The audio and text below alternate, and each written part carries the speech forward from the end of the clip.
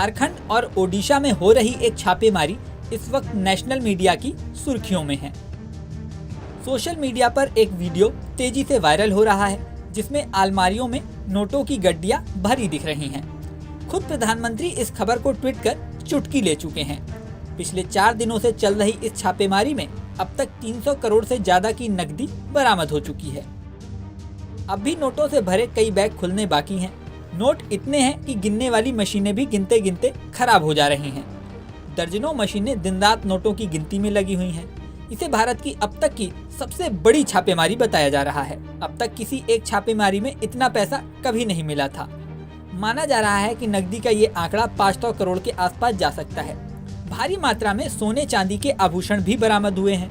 कुबेर का ये खजाना झारखंड के कांग्रेस के राज्यसभा सांसद धीरज साहू के घर से मिला है। जब से उनके कैशलोग का पता चला है, पूरा देश उनके बारे में जानना चाहता है। धीरज साहू खानदानी कांग्रेसी हैं। रांची के रसूखदार परिवार में जन्मे धीरज साहू की कई पुश्तें कांग्रेस से जुड़ी रही हैं।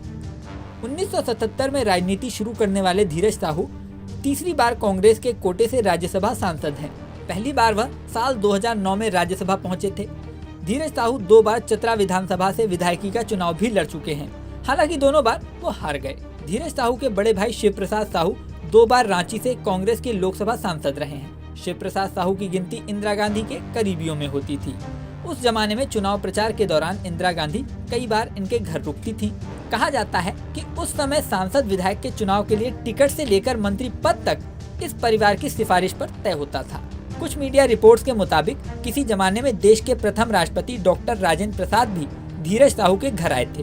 दरअसल धीरज साहू के पिता बलदेव साहू स्वतंत्रता सेनानी थे।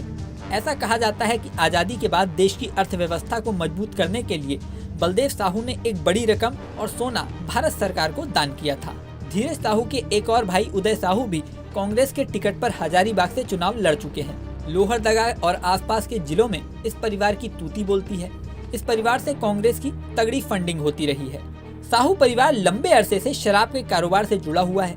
इनके परिवार की ज्यादातर शराब कंपनियां ओडिशा में हैं। साल 2018 के राज्यसभा चुनाव के हलफनामे में धीरज साहू ने 34.83 करोड़ रुपए यानी 34 करोड़ 43 लाख रुपए की संपत्ति घोषित की थी, जिसमें 20 करोड़ 41 लाख रुपए की चल संपत्ति बताई गई थी।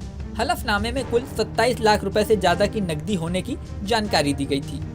1.5 करोड़ के आसपास की गाड़ियों का कलेक्शन बताया गया था। अब सवाल है कि अगर हलफनामे की जानकारी सही थी तो 5 साल में इतना पैसा कहां से आया। इस वीडियो में फिलहाल इतना ही। जल्द ही नया वीडियो लेकर आपके सामने फिर आएंगे। बने रहें न्यूज़ नेशन पर।